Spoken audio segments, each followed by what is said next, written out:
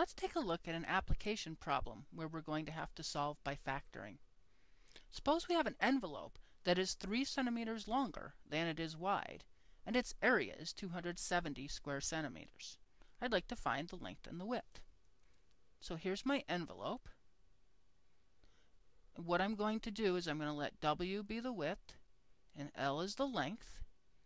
And what I know is it's 3 centimeters longer than it is wide. So the length is the width plus 3.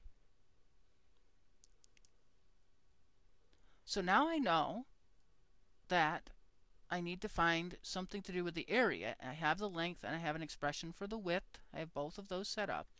We also know the area is 270 square centimeters, and we hopefully remember that area is length times width. So therefore, 270 is LW.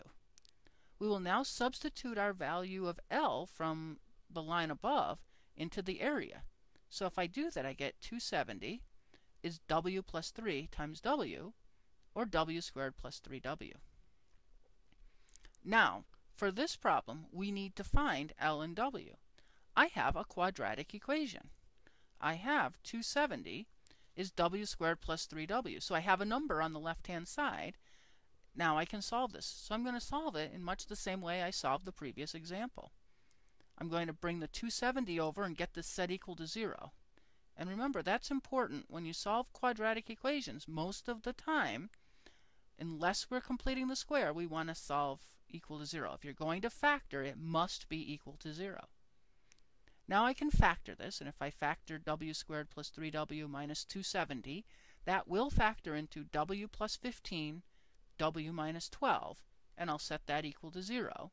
And I then set each factor equal to 0. If I do that, it gives me W equals 12 and W equals negative 15. Since the width can't be negative, our envelope has to be 12 centimeters wide. And then the length is 3 more than that, so the length is 15. It is not a coincidence that the negative answer made positive gave us the other dimension. You will see that that would happen if we had additional problems of this particular form.